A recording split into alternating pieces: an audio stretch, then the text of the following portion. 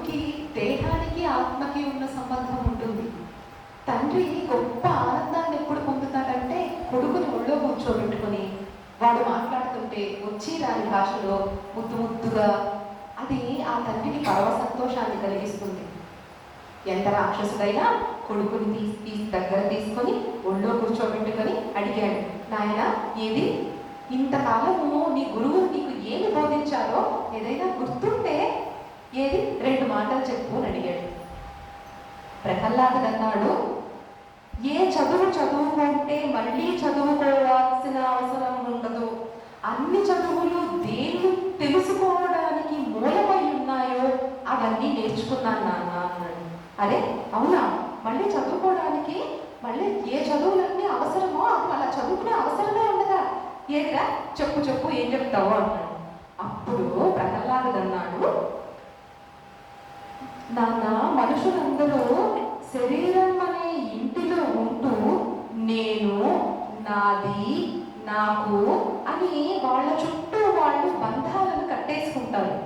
నేను అన్నది మొదలైతే ఈ నేనుకి నాదులెందరో, అంటే ఏంటి, నేను, నా భర్త, నా భార్య, నా పిల్లలు, నా బంధువులు, నాకిది కావాలి, నాకిది కావాలి, నాకు అది సరిపోదు, నన్నన్నా ఒక్క మాట అని చెప్పేయాల్సిందే, నాతోనా అలా మాట్లాడాలి. ఇంతంతే, బంధాలు ఒక్కడే, ప్రతీకారాలు ఒక్కడే, పగలు ఒక్కడే. ఈ నేనుకి నాదులు ఎన్నో నాన్న. ఒక పట్టుపురుగు తన చుట్టూ దారంతో ఒక ఇల్లులా కట్టుకుంటుంది, ఆ గూడులోనే అది చచ్చిపోతుంది.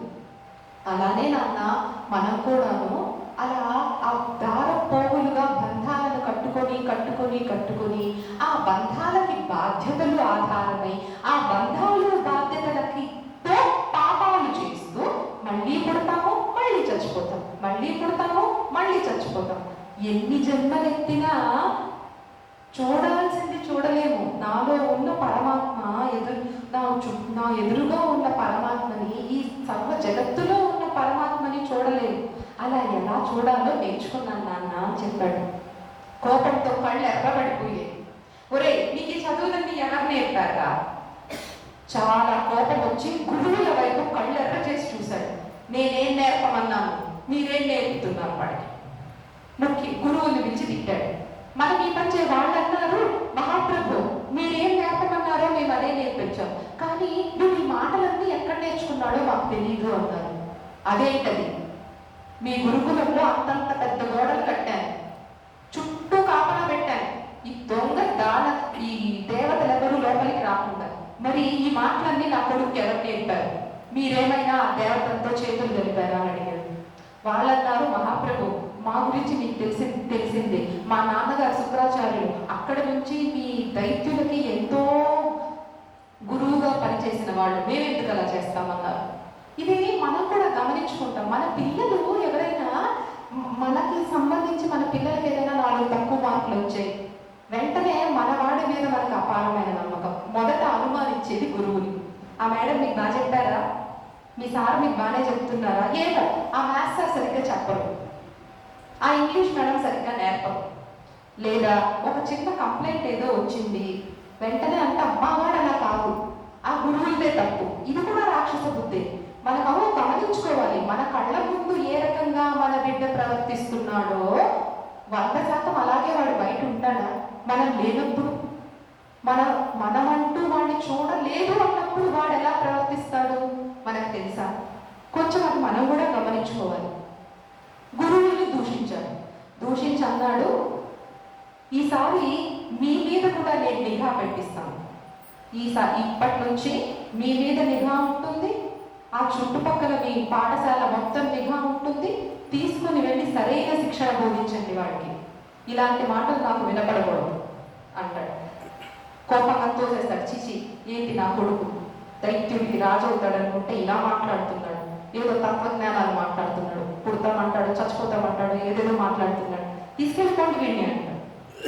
వాళ్ళు భయంగా తీసుకెళ్ళిపోయి ఈసారి మరీ జాగ్రత్తగా నేర్పిస్తారన్నమాట. నేర్పించి అన్నీ నేర్పుతారు. ఏది విలువైంది, వస్తువులన్నీ మనం ఎలా పొందాలి, అసలు సంపదలన్నీ మన దగ్గర ఉంటే మనకు వచ్చే లాభం ఏంటి, అపారమైన శక్తి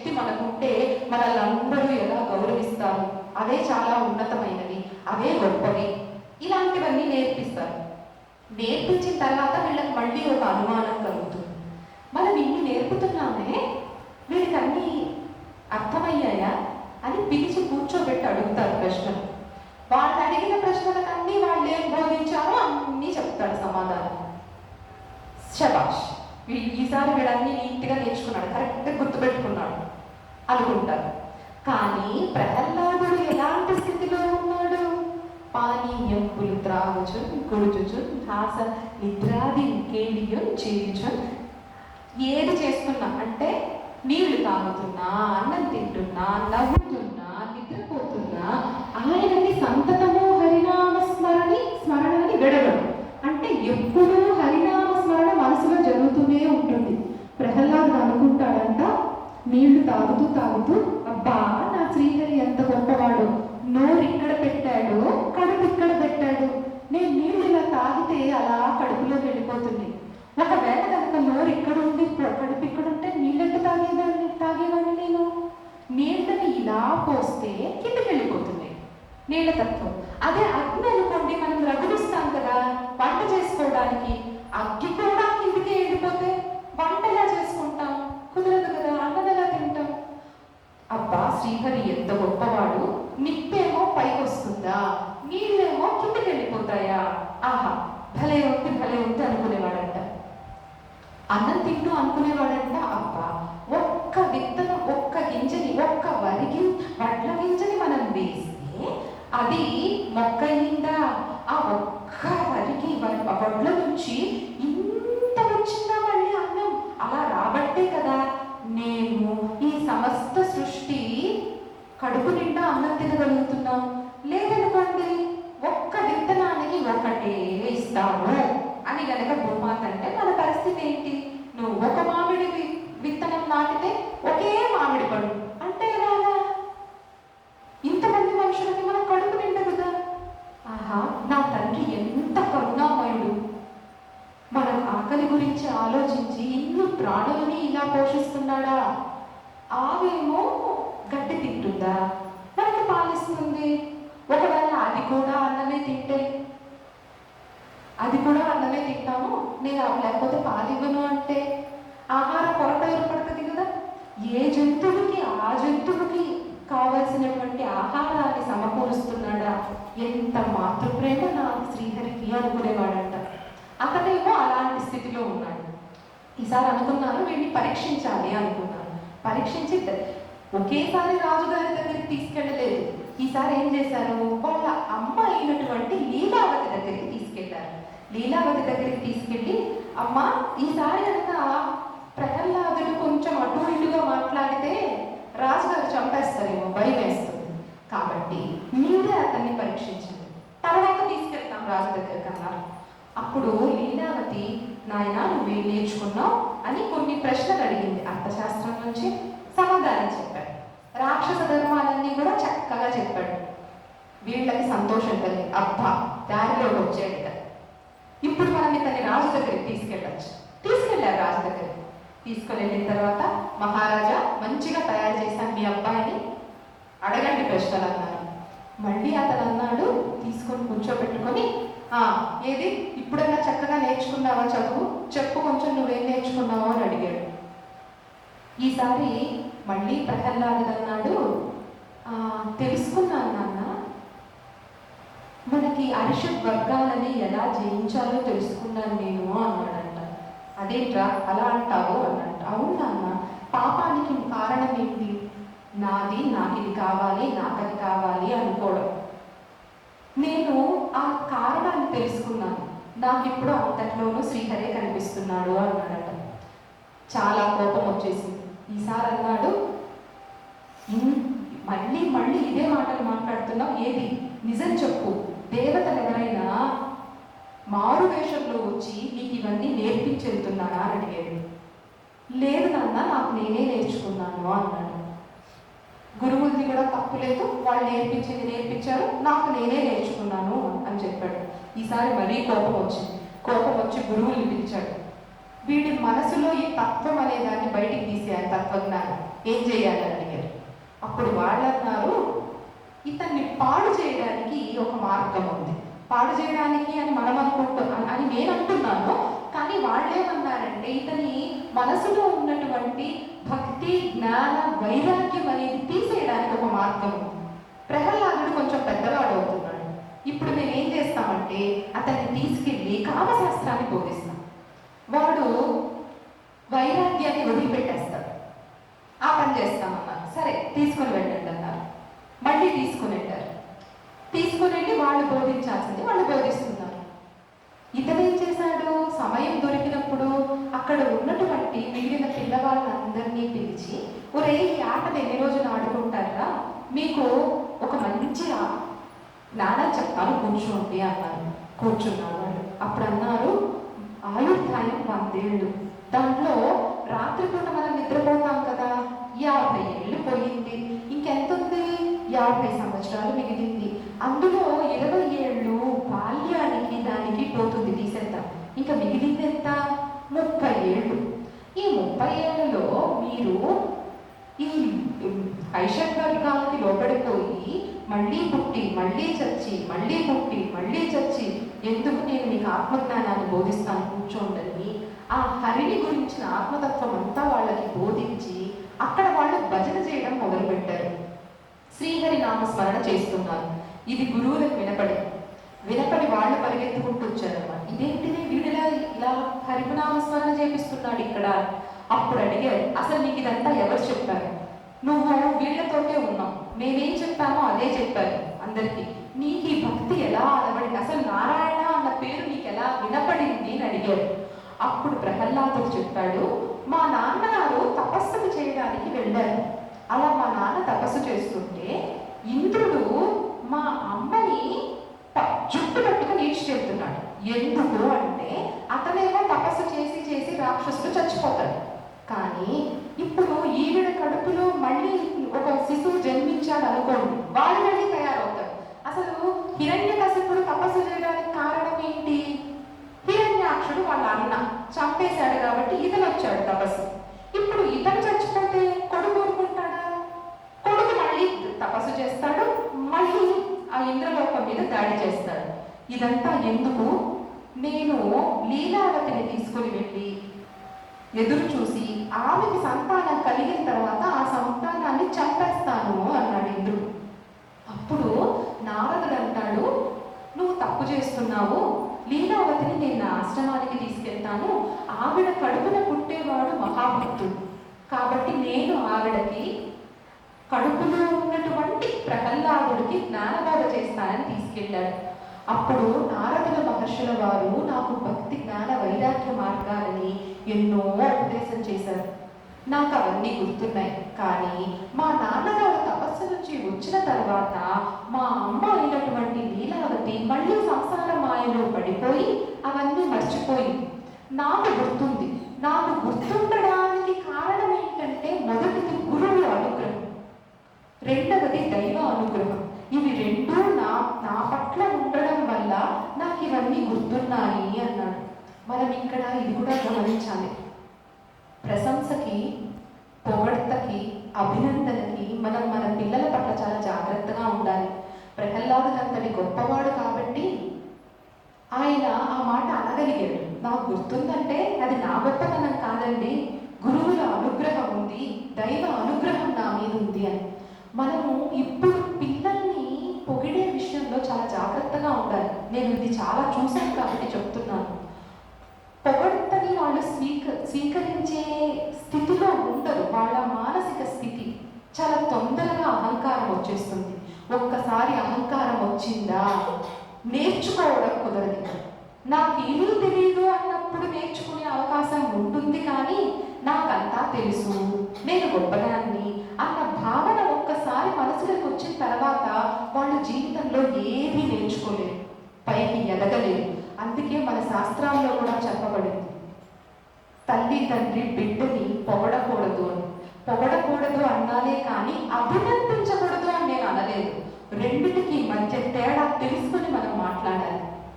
అభినందించాలి, ప్రోత్సహించాలి, కానీ పొగడ్త కాదు. మన బిడ్డ 100కి 100% మార్కులు మార్కులు తెచ్చుకున్నాడు అనుకుందాం, క్లాస్ ఫస్ట్ వచ్చాడు, మనం అభినందించాలి. ఎలాగా?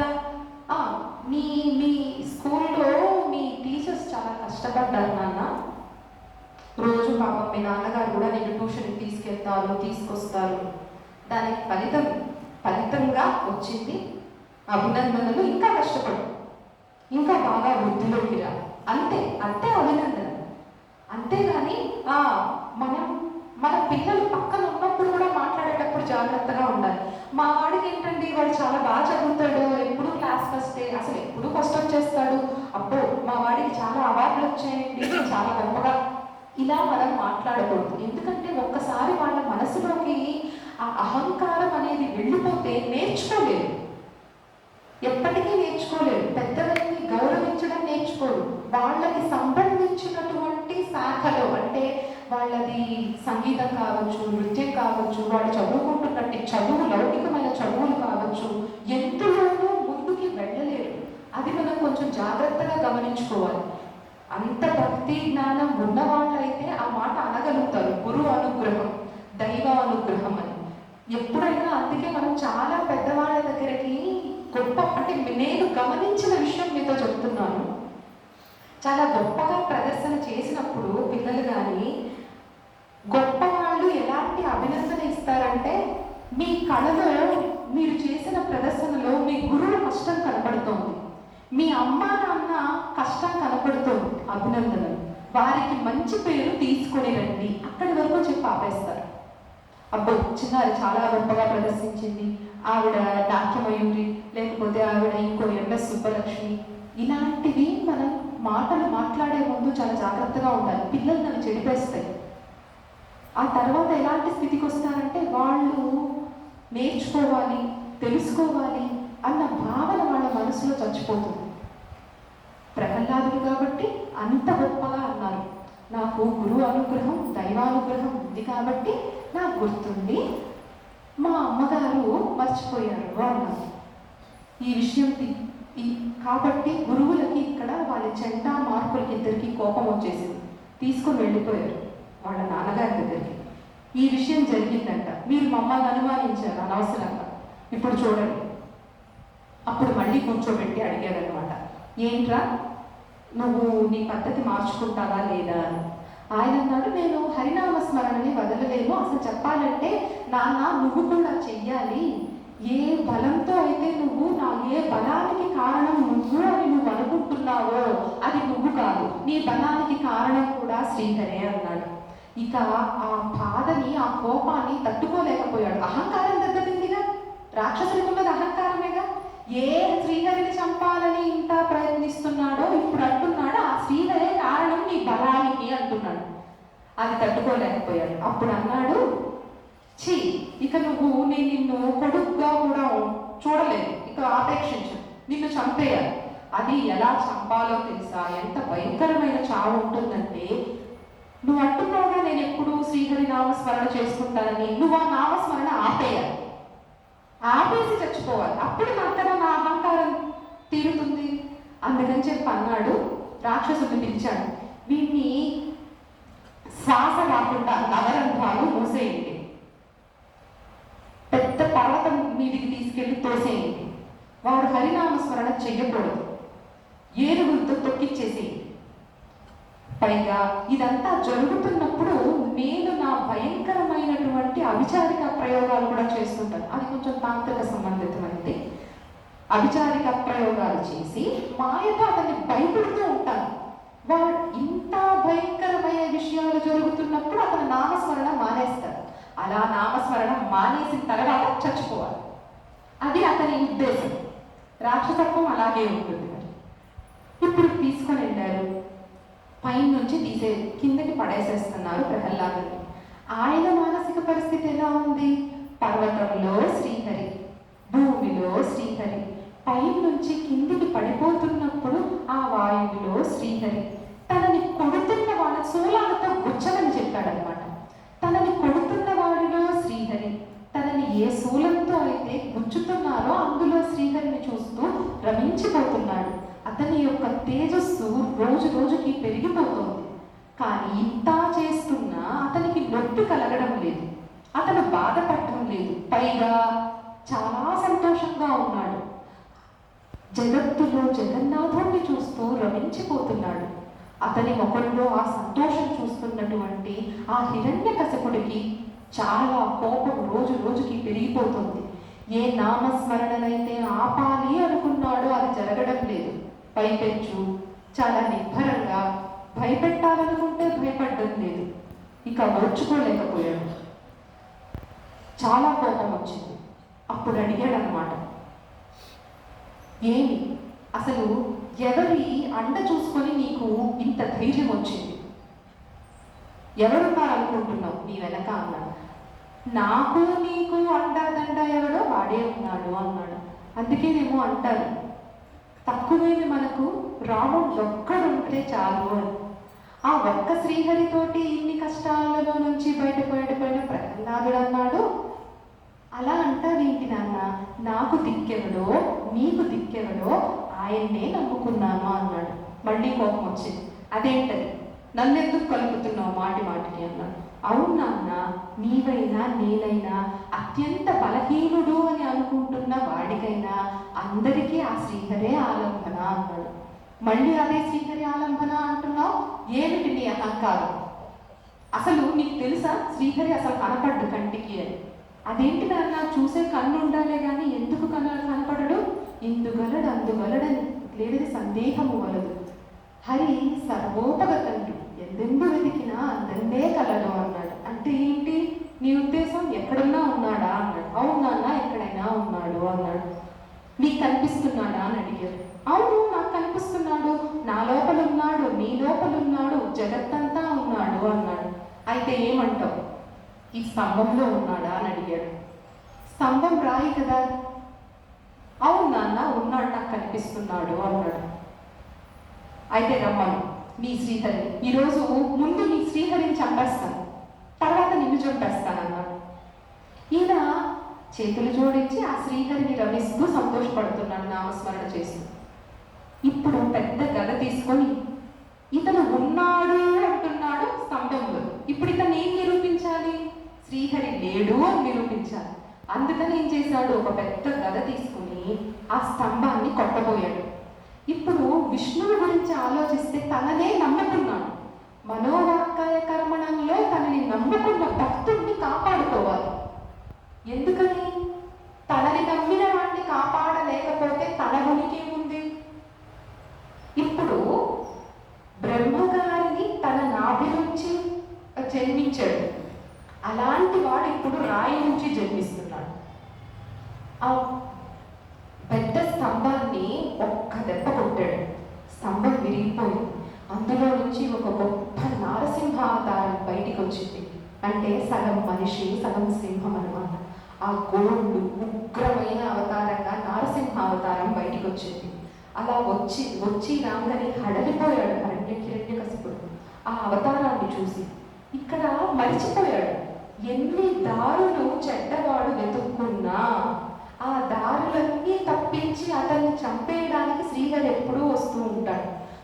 ఏది శాశ్వతమని మాయలో పడిపోయాడో అది ఈరోజు అశాశ్వతంగా నిరూపించడానికి నారసింహ అవతారంగా స్వామివారు వచ్చారు. అలా వచ్చిన వెంటనే కొన్ని వందల వేల మంది అసుర సైన్యం అతని మీద దాడి చేశారు. అందరినీ ఒక్క దెబ్బతో సంహరించి మృత్యు రూపంగా అతని ముందుకు అలా అలా ఒక అడుగు వేసుకొని వస్తున్నాడు. అప్పుడు గుర్తొచ్చింది, తను ఏమి అడిగాడు వరాలుగా. అంటే మనం అనుకున్నాగా మనిషి కాదు జంతువు కాదు అని, సగం మనిషి సగం జంతువు. అలా ముందుకొచ్చి ఒక్క వేటును అతన్ని తీసి తొడ మీద పెట్టుకున్నాడు.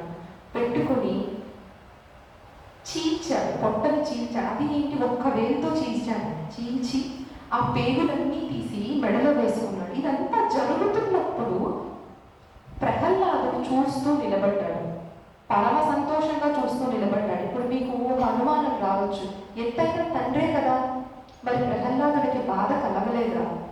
ఎందుకని ఆపలేదు? ఎందుకని క్షమించమని అడగలేదు? ఎందుకంటే అతని యొక్క భక్తి తర్వాత అతని యొక్క ధర్మనిష్ట మనం ముందే చెప్పుకున్నాం. అతను ఏమన్నాడు, ఒరే మీ బాబాయిని కూడా ఇదే విష్ణుమూర్తి, బాబాయ్ అంటే మనకి హిరణ్యాక్షుడు, అతన్ని కూడా ఆ విష్ణుమూర్తి చంపేశాడు, కాబట్టి మనందరికీ శత్రువు విష్ణుమూర్తి అని చెప్తాడు. అప్పుడు ప్రహ్లాదుడు కూడా అన్నాడు, నాన్న ఎవరిని ఎవరు చంపాలని నువ్వు అంటున్నావు?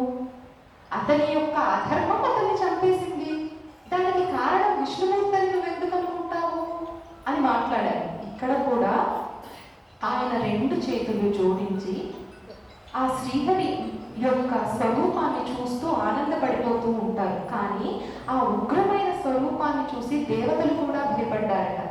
భయపడి లక్ష్మీదేవిని అడిగారట, అమ్మా నువ్వు ఆయన హృదయంలో నివసిస్తావు కదా, కొంచెం దగ్గరికి వెళ్ళి స్వామితో ఆ ఉగ్ర స్వరూపాన్ని కొంచెం శాంతింపజేయమ్మా అని అడిగారట.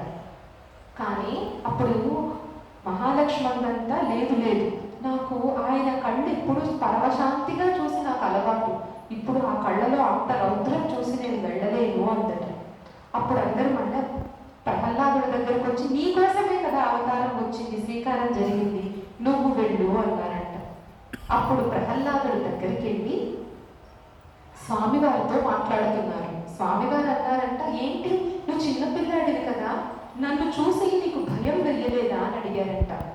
అప్పుడు ప్రహ్లాదుడు అన్నారు, స్వామి నిన్ను చూస్తే నాకెందుకు భయం అవుతుంది, సంసారాన్ని చూస్తే భయం అవుతుంది, అందులో పడిపోతే మళ్ళీ బంధాల్లో చిక్కుకుని పోతాను, ఆ బంధాల్లో చిక్కుకుంటే పాపాలు చేస్తాను, మళ్ళీ పుట్టాలి మళ్ళీ చచ్చిపోవాలి, అది చూస్తే సంసారం చూస్తే భయం, కానీ నీ స్వరూపాన్ని చూస్తే నాకేం భయం, అయినా అధర్మాత్ములకి నీ స్వరూపాన్ని చూస్తే భయంకరంగా కనపడుతుంది, కానీ భక్తులని రక్షించేవాడిని, నీలో రక్షణ మాత్రమే నాకు కనబడుతుంది అని చెప్పాడట. అప్పుడు ప్రహ్లాదుని దగ్గర తీసుకొని ఆయన సింహాసనం మీద కూర్చోవడానికి గల కారణం ఏంటి అంటే, ఇన్ని రోజులు రాజ్యం చేసినటువంటి ఈ రాక్షసుడు హిరణ్యకశపుడు ఎవరున్నారో అదే సింహాసనం మీద కూర్చున్నాడు కదా, కాబట్టి ఆ దోషం ప్రహ్లాదుడికి అంటకూడదని సింహాసనం మీద తాను మొదటగా కూర్చొని ఆ తర్వాత ప్రహ్లాదుడిని కూర్చోబెట్టి నీకు పట్టాభిషేకం చేస్తాను అన్నారు. అప్పుడు ప్రహ్లాదుడు అంటారు, ఎందుకు మళ్ళీ నన్ను ఈ బంధాల్లో తోస్తానంటావు స్వామి, నాకు చాలు, నాకు మోక్షం ఇచ్చే చాలు అంటారు. కానీ అప్పుడు ఆయన అంటాడు, లేదు లేదు, నీ యొక్క భక్తి జ్ఞాన వైరాగ్యం ఈ గొప్ప ధర్మం అనేది ముందుకెళ్ళాలి, అలా ముందుకెళ్ళాలి కాబట్టి నువ్వు పెళ్లి చేసుకోవాలి, సంతానాన్ని కనాలి, ఈ రాజ్యం మీద రాజ్యం చెయ్యాలి అంటారు. ఆయన యొక్క కుమారుడే రాహువు, అందుకే రాహువు ఇప్పటికీ కూడా ఉన్నారు అక్కడ, ఆయన చంపలేదు. అతని యొక్క మనవడే బలిచక్రవర్తి, ప్రహ్లాదుడి యొక్క మనవడు. మనం అనుకుంటే రాక్షసులు అందరిలో గమనించండి, అందరినీ చంపేసిన బలిచక్రవర్తిని ఆయన చంపడు. పైగా బలిచక్రవర్తిలో చాలా మంచి లక్షణాలు కూడా కనబడతాయి మనకి. ఎందుకు అంటే కారణం ఇది, ప్రహ్లాదుడి మనవడు బలిచక్రవర్తి. ఆ రకంగా ప్రహ్లాదుడు మనందరికీ అంత చిన్న వయసు నుండి ఒక బోధన కూడా చేశాడు. మనం భగవంతుడి స్వరూపం ఎంతవరకు అయితే భక్తితో ఉంటామో ఆయనలో రక్షణ కనపడుతుంది, ఎప్పుడైతే ఆ ధర్మాన్ని తప్పుతామో అక్కడ శిక్షణ కనపడుతుంది అని చెప్పారు. దీనికి మనకి చివరిలో ఫలశ్రుతి కూడా చెప్తారు. ఎవరైతే ప్రహ్లాదోపాఖ్యానం వినినా చదివినా ఏ రకంగా ఆ నరసింహస్వామి ఆ ప్రహ్లాదుడిని కాపాడారో అదే రకంగా మనల్ని కూడా కాపాడుతారు అని. అలా ప్రహ్లాదుడిని రక్షించిన ఆ నరసింహస్వామి మనందరినీ కూడా కాపాడాలని కోరుకుంటున్నాను.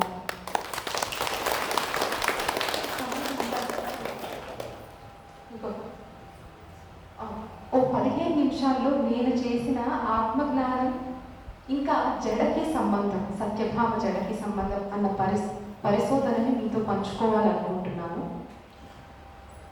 మనకి పారిజాత అపహరణం చూసినా, లేకపోతే శ్రీకృష్ణ తులాభారం చూసినా, మన పురాణాలు కావచ్చు, లేకపోతే ఎన్నో నాటకాలు కావచ్చు, సినిమాలు కావచ్చు, ఆ కథా వస్తువుకి ప్రాణం పోసిన పాత్ర సత్యభామ. ఇప్పటికీ సత్యభామ అన్న వెంటనే కించిత్ అహంకారంతో వీరత్వంతో నిండిన ఒక స్త్రీ పాత్ర పొడవైన జడ ధరించి మన కళ్ళ ముందు ఆ దృశ్యం అలా కనబడుతుంది. ఇప్పుడు వీటన్నిటిలో చూసుకుంటే ఎందుకు సత్యభామాదేవి పాత్ర అలా ఉంది, అది నిజమేనా అన్న సందేహం మనకు వస్తుంది. సత్యభామాదేవి భూదేవి స్వరూపం అని మనందరికీ తెలుసు.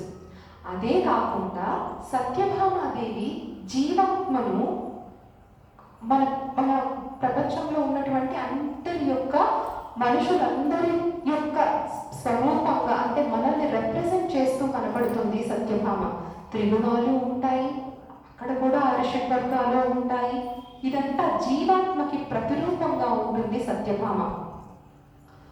సత్యభామ జడ అనేది మనకి పాత్ర చిత్రీకరణలో జరిగిందా, లేకపోతే నిజంగా పురాణాల్లో ఆ జడ గురించి ఉందా అన్న విషయం కొద్దిగా లోతుగా చూసుకుంటే, క్షీరసాగర మథనం ఆ సమయంలో మోహిని అవతారం వచ్చింది. ఈ మోహిని అవతారానికన్నా ముందు, అంటే క్షీరసాగర మథనం జరుగుతున్నప్పుడే విశ్వకర్మ బ్రహ్మ గురించి తపస్సు చేస్తారు. తపస్సు చేసి వరంగా ఆయన అడుగుతారు, ఒక అద్భుతాన్ని నేను సృష్టించాలనుకుంటున్నాను అని. అప్పుడు ఆయన అంటారు, నువ్వు జడని సృష్టించు. ఆ జడని ఎలా సృష్టించాలి అన్న జ్ఞానాన్ని ఇచ్చి ఆయన అంతర్ధానం అవుతారు. అప్పుడు ఆయన ఒక జడను సృష్టిస్తారు. ఆ జడని మోహిని అవతారంలో విష్ణుమూర్తి ధరిస్తారు. అవతార పరిసమాప్తి అయిన తర్వాత ఆ జడ పార్వతీదేవికి వెళ్తుంది. పార్వతీదేవి నాట్యంలో కూడా లాస్యానికి ప్రతీతి, లాస్యం వచ్చింది పార్వతీదేవి నుంచి. ఆ తర్వాత ఆ జడ అక్కడి నుంచి సరస్వతీదేవికి వెళ్తుంది. సర్వ జ్ఞానానికి మనకి ఇచ్చేటువంటి ఆ సరస్వతీదేవి. సరస్వతీదేవి దగ్గర నుంచి పతివ్రతలకి వస్తుంది ఆ జడ. మనకి అనసూయమ్మ, ఇలా పతివ్రతల యొక్క అందరి ఆశీర్వాదాలు, అంటే వాళ్ళందరూ ఆ జడని ధరించారు. ఆశీర్వాదం పొందిన తర్వాత ఆ జడ వాయుదేవుడికి, వాయుదేవుడి దగ్గర నుంచి శ్రీకృష్ణ పరమాత్మకు వస్తుంది. శ్రీకృష్ణ పరమాత్మ ఆ జడను సత్యభామాదేవికి ఇచ్చారు. ఇది మనకి పురాణాంతర్గతమైనటువంటి జడ ఎలా వెళ్ళింది అని. జడ అంటే మనకి మామూలుగా మనం వేసుకునే జడ కాదు, శిరోభూషణం. అంటే మనం ఇప్పుడు జడపట్టీలు పెట్టుకుంటాం కదా, అలాంటి జడపట్టి. మనము ఆ జడపట్టి యొక్క గొప్పతనం తెలుసుకునే ముందుగా అసలు మనందరం జడ వేసుకోవాలా, అవసరమా లేదా, ఎందుకు జడ వేసుకోవాలి, ఏ జుట్టు విరబోసుకొని ఉండొచ్చు కదా, అలా ఉండకూడదు, ఆ దయ్యం పట్టింది అలా ఇలా అంటారని అంటారు. కానీ మనము ఇప్పుడు ఉన్నటువంటి యువతకి అలా చెప్తే వాళ్ళు తిరిగి ఎన్నో ప్రశ్నలు మనల్ని వేస్తారు. మనం వాటికి సమాధానం, మన సంస్కృతి సాంప్రదాయాల్లో ప్రతి ఒక్క దానికి రెండు రకాల ప్రయోజనాలు ఉంటాయి. ఒకటి వ్యక్తిగత ప్రయోజనం, రెండవది సామాజిక ప్రయోజనం. ఇవి రెండు కలిపే మన యొక్క సంస్కృతి సాంప్రదాయాలు ఉంటాయి. ఇప్పుడు మన ఆడవాళ్ళు జడ వేసుకుంటారు, దీన్ని వేణి అంటారు. కొంచెం అంటే ఇప్పుడంటే జడ అంటున్నాం, కానీ ఇంతకు ముందు కాలంలో వేణి అనేవాళ్ళు. ఈ వేణి, ఆ పాయలు ఉంటాయి కదా, దాన్ని వేణి అంటారు. అవి ఎన్ని ఉంటాయి మనకి? 3 అల్లుతామా, కానీ 3 కనపడతాయా? చివరికి వచ్చేసరికి ఒకటైపోయిందిగా. ఎన్ని కనిపిస్తున్నాయి? 2 కనిపిస్తున్నాయి. అంటే గంగా, యమున, సరస్వతి. సరస్వతి జ్ఞానానికి ప్రతీక. పైగా అందుకే సరస్వతి నది కూడా అంతర్వాహినిగా ప్రవహిస్తుంటుంది, కనపడదు. మనము ఒక మనిషిని చూసామనుకోండి, ఆ మనిషి వేసుకున్న బట్టలు కనిపిస్తాయి, ఆ మనిషి వేసుకున్న నగలు కనిపిస్తాయి, అంతేగాని ఆ మనిషిలో ఉన్నటువంటి జ్ఞానం కనపడుతుందా? కనపడదు మనకి. దానికి సంకేతంగానే ఆ 3 ఉంటాయి. ఇంకా బ్రహ్మ, విష్ణు, మహేశ్వరుడు, ఇవి కూడా మనకు కనపడుతూ ఉంటాయి. అంటే స్థితి, లయ, ఈ 2 మనకు కనపడుతూ ఉంటాయి. ఒకటి కనపడదు, సృష్టి కనపడదు. ఈ 3 కలిసిపోయి ఒకటిగా ప్రవహిస్తుంటాయి. అందుకనే మనకి ఈ త్రివేణి సంగమం చూసారా? త్రివేణి సంగమంలో వేణి ధనం అని కూడా అక్కడ ఇవ్వడం ఉంటుంది. వేణి ధనం అంటే అక్కడ ఆడవాళ్ళు 2 అంగుళాల జుట్టుని సమర్పిస్తారు. ఈ ముగ్గురు త్రిమూర్తి అంటే అందుకే మీరు గమనిస్తే ప్రతి ఒక్క నదిని కూడాను స్త్రీ స్వరూపంగానే మనం భావిస్తాం. గంగమ్మ అంటాం, యమునా నదికి మనం చీరలు పెడతాం, సరస్వతి అంటాం. ఇది తాత్వికంగా నేను చెప్తున్నాను. ఇప్పుడు అనుకున్నాం కదా, ప్రతి ఒక్కదానికి వ్యక్తిగత ప్రయోజనం ఉంటుంది, సామాజిక ప్రయోజనం ఉంటుంది. ముందు వ్యక్తిగత ప్రయోజనం గురించి మాట్లాడుకుందాం.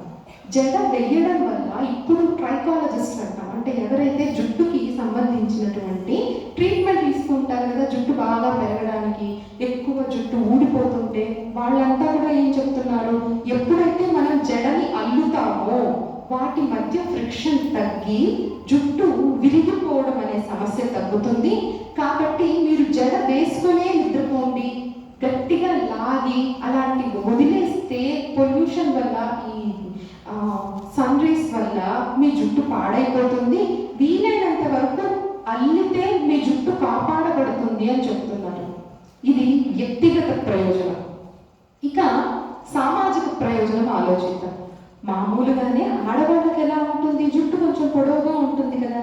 గాలి ప్రతిరోజు మనకి 100 నుంచి 150 వెంట్రుకలు ఊడిపోతాయి, అది సాధారణం. ఆ స్థానంలో మళ్ళీ కొత్త వెంట్రుకలు పుట్టడం జరుగుతుంది, మనకి ఈ విషయం తెలుసు. కానీ ఈ ఊడిపోతున్న వెంట్రుకలని ఒక్కసారి మనం తెల్లవారితో నీట్గా దువ్వి జడ వేసేస్తే అక్కడ ఇక్కడ రాలి పడిపోవు కదా.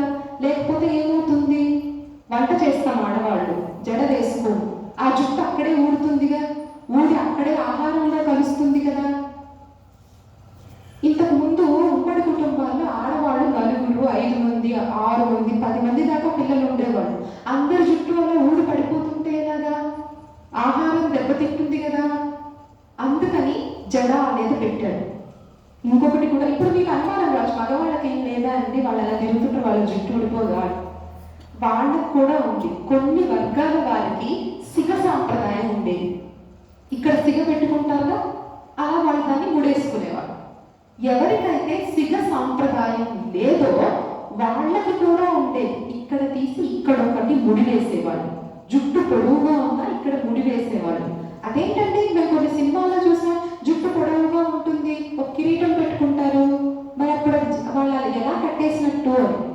అది కూడా మనం ఇప్పుడు భాషలో చెప్పుకోవాలంటే hair style and that is a hair accessories.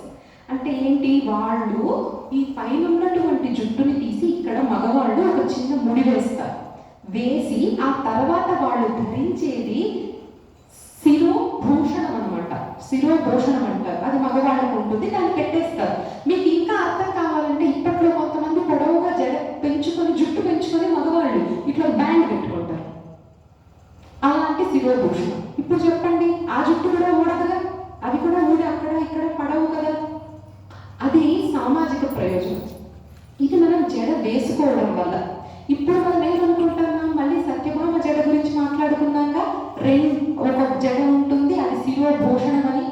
మరి దానికి ఎందుకు అంత ప్రశస్తి వచ్చింది అంటే అది 2 భాగాలుగా ఉంటుంది, పూర్వ భాగం, ఉత్తర భాగం అని. పూర్వ భాగం మనకి ఇక్కడ బ్రహ్మరంధ్రం నుంచి లలాటం వరకు ఉంటుంది.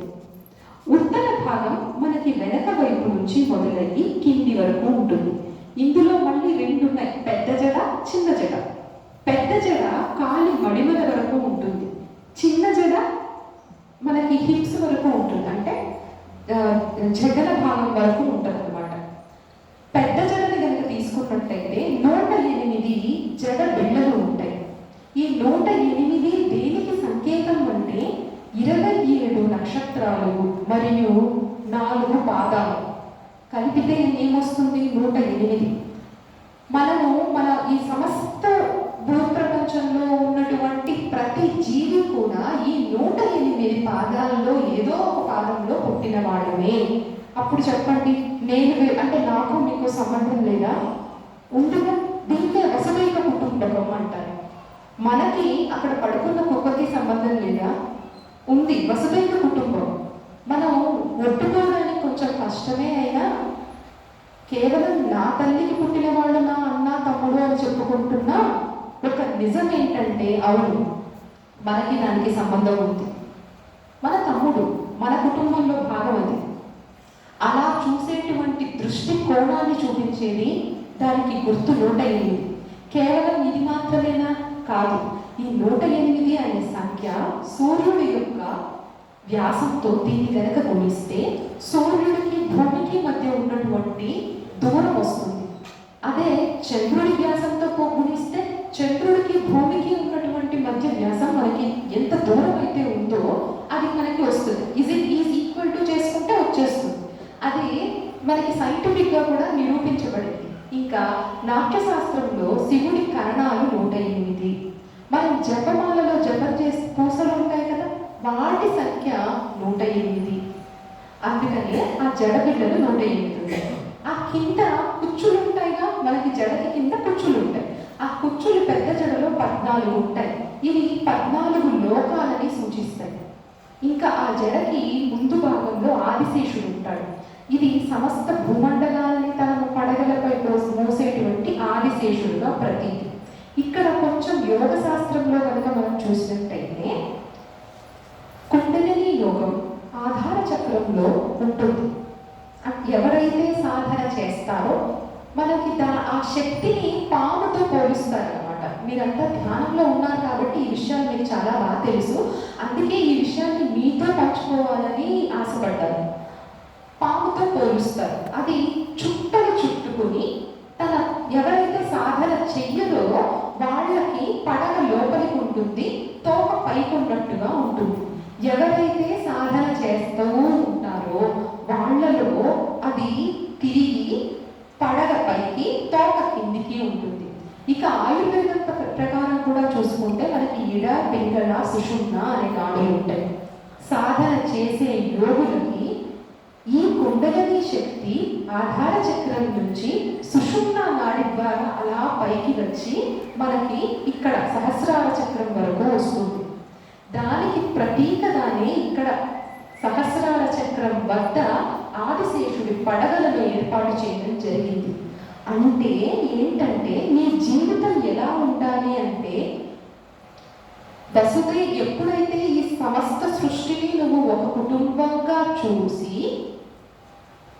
నీ లోపలికి నువ్వు చూసుకోవాలి, నీ యోగ సాధన చేసుకోవాలి, అలా ధ్యానం చేయాలి. ధ్యానం చేసి ఎంతవరకు చేయాలి? ఆ సుషుమ్నా నాడి ద్వారా కుండలిని శక్తిని సహస్రాన్ని చేరాలి. అది నీ జీవితం యొక్క లక్ష్యము అని చెప్పడానికి సంకేతంగా అక్కడ ఆదిశేషుడిని అమర్చడం జరిగింది. మనకి సత్యభామ జడ పూర్తిగా ధ్యానము, దాని యొక్క స్థితులు, చక్రాల గురించి చాలా లోతుగా ఉంటుంది. తర్వాత ఏం చెప్పుకున్నాం? పూర్వభాగం అని చెప్పుకున్నాం. ఈ పూర్వభాగం సహస్రాల నుంచి లలాటం వరకు ఉంటుంది అని. ఇక్కడ కనుక మనం చూసుకుంటే ఇక్కడ ఉన్నటువంటి చక్రాలు కాకుండా ఇక్కడ 9 చిన్న చక్రాలు ఉంటాయి. వాటిని సూక్ష్మ చక్రాలు అంటారు. బిందువు, అర్ధేంద్ర బిందువు, నాదము, ఇలా 9 ఉంటాయి అన్నమాట. ఈ 9 సూక్ష్మ చక్రాలని ఆయా చక్రాల స్థానంలో పెద్ద చేమంతి, చిన్న చేమంతి, రాగిడి అని ఈ పాపిడి బిడ్డలో అమర్చడం జరుగుతుంది. ఇంకా సూర్యుడు, చంద్రుడు ధరించడం జరుగుతుంది. ఈ సూర్యుడు, చంద్రుడిని కూడా గమనించుకుంటే మనకి ఇడ, పింగళ నాడులు. సూర్యుడినేమో కుడివైపు ధరిస్తాం, చంద్రుడినేమో ఎడమ వైపు ధరిస్తాం. మనకి మీరందరూ ప్రాణాయామం చేసేవాళ్లే కాబట్టి మీకు తెలుస్తుంది ఆ విషయం. ఎందుకని మనం చంద్రనాడిని ప్రాణాయామం చేసుకుంటే రక్తపోటు తగ్గుతుంది, సూర్యనాడి ప్రాణాయామం చేసుకుంటే మనం చాలా యాక్టివ్గా ఉండగలుగుతాము. ఇవన్నీ అంటే మన శిరోభూషణాలన్నీ కూడాను ఆయుర్వేదం ఇంకా ధ్యాన శాస్త్రం మీదనే ఆధారపడి ఉంటాయి. ఇంకా ఇక్కడికి వస్తే మనం ఇప్పుడు చాలా ఈజీగా చెప్పుకుంటాం. పాపిడి బిడ్డ తెలుసు కదండి మీకు. ఇక్కడ వస్తుంది ఒక అర్ధచంద్రాకారంలో. ఈ స్థానాన్ని పరమ వ్యోమ స్థానంగా చెప్పుకోగలుగుతారు. అంటే ఎవరికైతే కుండలిని శక్తి జాగృతం అయ్యిందో అక్కడి నుంచి ఈ పరమ వ్యోమ స్థానంలో అమృతం వర్షిస్తుంది అంటారు. అందుకని ఇక్కడ ఆ పాపిట బిళ్ళ అని ఒక అర్ధచంద్రాకారంతో భూషణం ఉంటుంది. ఇంకా చెప్పాలనుకుంటే నెత్తి చుట్టి అని తమిళ్లో ఉంటారు. మనం పాపిట బిళ్ళ అని మధ్యలో వెళ్తుంది కదండి, మధ్యలో పాపిట బిళ్ళ. మనకి కుడివైపు మెదడు భాగం ఎడమ వైపు, అంటే రెండుగా ఉంటాయి, రైట్ బ్రెయిన్ లెఫ్ట్ బ్రెయిన్, రెండింటిని కలుపుతూ కార్పస్ కోలోజం ఉంటుంది. కరెక్ట్గా దాని మీదే ఈ పాపిట బిళ్ళ ఉంటుంది. అది ఏం చేస్తుంది అంటే మన కుడి బ్రెయిన్ ఎడమ వైపు ఉన్నటువంటి right brain and left brain మధ్య కమ్యూనికేషన్కి, అంటే ఒకదానితో ఒకటి సమన్వయ స్థితిలో వెళ్ళడానికి ఉపయోగపడుతుంది. ఆ రకంగా ఈ పాపిట బిళ్ళ అనేది మనకి రిప్రజెంట్ చేస్తుంది. కుడి ఎడమ భాగాల్లో ఉన్నటువంటి ఆ సమన్వయాన్ని మనకి చూపిస్తుంది అన్నమాట. ఇంకా చిన్న జడలో కూడాను 27 నక్షత్రాలకి గుర్తుగా 27 జడపిల్లలు ఉంటాయి. ఇది మనకి ఈ జడ మొత్తము ఎందుకు యోగ శాస్త్రం వైపే మాట్లాడుతుంది అంటే, మనం ఏం మాట్లాడుకున్నాం, సత్యభామ పాత్ర జీవాత్మకి అనుగుణంగా ఉంటుంది అనుకున్నాం. అందుకే మీరు గమనించారా, సత్యభామకి కొంచెం గర్వం ఉంటుంది, అహంకారం ఉంటుంది, నేను అంటుంది, ఆవిడ యుద్ధం చేస్తుంది, ఎప్పుడైనా సరే ఏమంటుంది, సత్రాజిత్తు కూతురు అంటుంది. మనము అంటాగా మా పుట్టింటి వాళ్ళు చాలా గొప్పవాళ్ళు, నేను అంటారు. ఇంకా ఆ తర్వాత ఏం చేస్తుంది, శ్రీకృష్ణ పరమాత్మని కంట్రోల్ చేయాలని చూస్తుంటుంది. మనము అంతేగా, దేవుడు మన మాట వినేయాలి. మనం ఏం చేసాము, పూర్వజన్మలో ఏం చేసాము, ఇప్పుడు ఏం సాధన చేస్తున్నాం, అది మనకి సంబంధం. అందరం సత్యభామలమే అండి, జీవాత్మలుగా ఉన్న. ఇక్కడ అనుకోవచ్చు స్త్రీ పురుష అనేది మానవులకి మాత్రమే. మనము యోగ శాస్త్రానికి వచ్చేసరికి మనందరం జీవాత్మలమే, అందరం సత్యభామలమే. అందుకే మనలో కూడా అది ఉంటుంది. ఆ కొంచెం నేను చాలా అందంగా ఉన్నాను అని సత్యభామ వర్షన్ అయితే మనకి చాలా ఉంటాయి. నేను చాలా బాగా పాడతాను, నేను చాలా బాగా రాస్తాను, నేను చాలా బాగా మాట్లాడతాను. లేకపోతే ఇంకొంచెం ముందుకెళ్తే నేను ఇక్కడ ఎలా అయితే సత్రాజిత్తు మా నాన్న, ఆవిడ మాట్లాడే మాటలు చూస్తే అలాగే ఉంటుంది.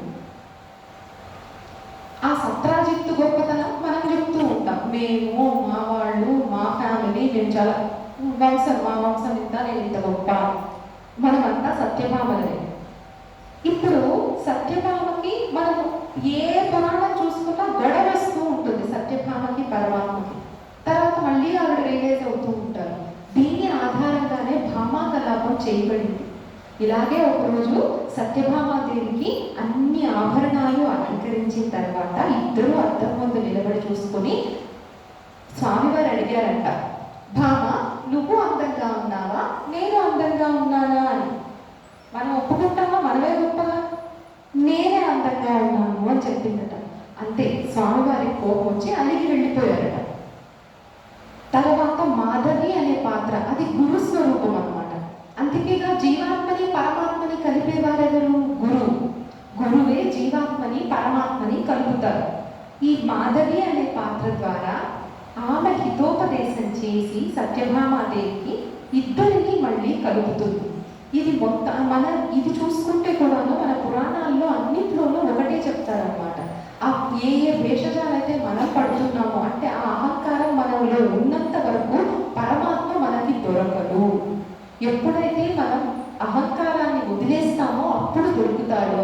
అహంకారం అహంకారం అహంకారం అంటే ఇన్నిసార్లు అనుకుంటున్నాం కదా, మనందరికీ ఎవరికి అహంకారం లేదండి, మేము ఎవరిని తిట్టలేదు ఎప్పుడు, మేము ఎవరిని కొట్టలేదు ఎప్పుడు, కాబట్టి మాకంతా అహంకారం లేదని అనుకుంటాగా.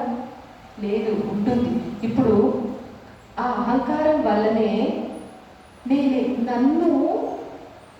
నేను నా అని చెప్తున్నాను. మనం అందరూ పరిశీలించుకోవాలి.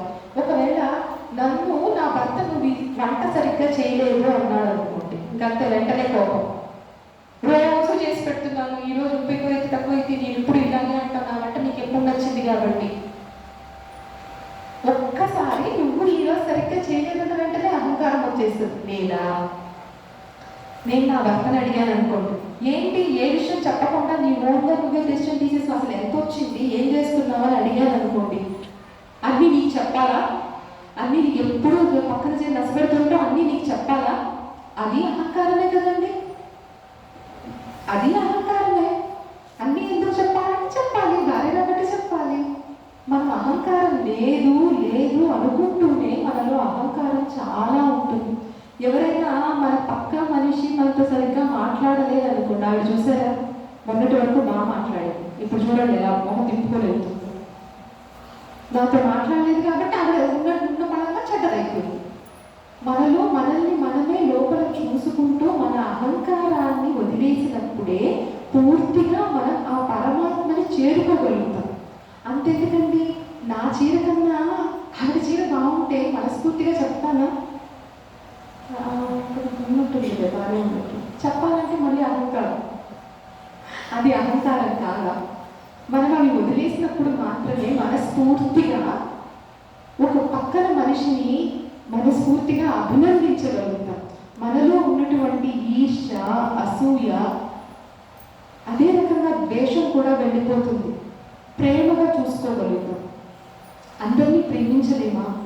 అలా వసుదైక కుటుంబంగా నేను ఎందుకు జంతువుని తీసుకున్నాను ఉదాహరణగా అంటే, అంత ప్రేమ ఉన్నప్పుడు జంతువుల్ని ఎలా చంపి తింటామండి? మన అన్ననో చెల్లో తమ్ముడో అయితే అలా చేస్తామా? మన ప్రాణం నిలుపుకోవడానికి తినడానికి వేరే వస్తువులే భగవంతుడు సృష్టించలేదా? అందరం ఒకటే అనుకున్నప్పుడు నా పక్కింటి వాడికి ఏదో కష్టం వచ్చింది, నేను ఎలా సంతోషంగా ఉంటాను? బాధ అనిపిస్తుంది కదా. ఇప్పుడు ఇక్కడ ఉన్న వాళ్ళందరం సంతోషంగా నవ్వుతూ ఉంటే మనకు బాధ ఉంటుంది. అదే అందరూ ఏడుస్తుంటే, పక్కన వాడి ఏడుపు, పక్కన వాడి బాధ, నా శత్రువైనా నన్ను ఎప్పుడైనా ఏదైనా అనున్నా కానీ మనం సంతోషపడుతున్నాము అంటే మనం మనుషులమా? దైత్య గుణం మనంలో లేదా? అలా చూసుకోగలిగితే ప్రపంచం ఎంత సంతోషంగా ఉంటుంది. అందరూ బాగుంటారు, అందరూ సంతోషంగా ఉండాలి. ఈ విషయం కొంతవరకు మనకు కరోనా నేర్పింది కదా. అందుకే ఒక నా దృష్టిలో ఆ కరోనా వైరస్ దాదాపు దేవుడిగానే, అది ఎవరిని తేడా చూడలేదు. నీ కులం ఏంటి, నీ మతం ఏంటి, నీకు డబ్బు ఉందా, నువ్వు ఏ పొజిషన్లో పనిచేస్తున్నావు, ఇదేం చూడలేదు. ఆ వైరస్ దేవుడే అనుకోవాలి. అందరికీ పాఠం నేర్పేసింది. ఆ టైంలోనే అనుకుంటాను, నా పక్కింటోడికి కరోనా రాకూడదు దేవుడు అని మొక్కులు. నా పక్కింటోడికి కూడా కరోనా రాకూడదు, అందరూ వాడు బాగుంటారు, లేకపోతే వాడు వదిలిన దానిగా ఇడిపించుకుంటాం, నాకు వచ్చేస్తుందేమో అంటే. అలాగే మనం పూర్తిగా మన జీవితం అంతా అలానే ఉంటే ఎంత బాగుంటుంది. ఒకరికొకరు మనం సపోర్ట్ చేసుకోగలిగితే ఎంత బాగుంటుంది. ఒక కాలనీలో ఉన్నాము, ఒక అపార్ట్మెంట్స్లో ఉన్నాము, మనమంతా ఒక్కటి. ఆవిడకి ఏదో కష్టం వస్తే అలా ఎలా వదిలేస్తాం? అందరం కలుద్దాం, పోరాడదాం. మీకేం కష్టం, మేము చేసి పెడతాం, మేము చూసుకుంటాం అని చూడగలిగితే ఎంత శాంతివంతంగా ఉంటుంది.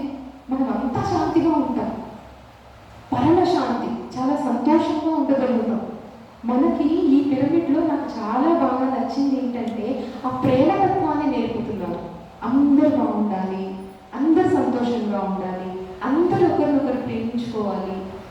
ఈ పోటీ ప్రపంచం ఎలా అయిపోయిందంటే, అందరినీ తోసేసుకొని ముందుకెళ్ళిపోవాలి, అందరినీ తొక్కేసుకొని ముందుకెళ్ళిపోవాలి, అందరికన్నా గొప్పగా నేనే నిలబడుకోవాలి, అలా అయిపోయింది. అలాంటి పరిస్థితుల్లో ఇదంతా మంచి ఈ పిరమిడ్లో అది నేర్పుతున్నారు. వెళ్దాం ముందుకి, చెయ్యి కలిపి వెళ్దాం, అడుగులో అడుగేసుకుంటూ వెళ్దాం.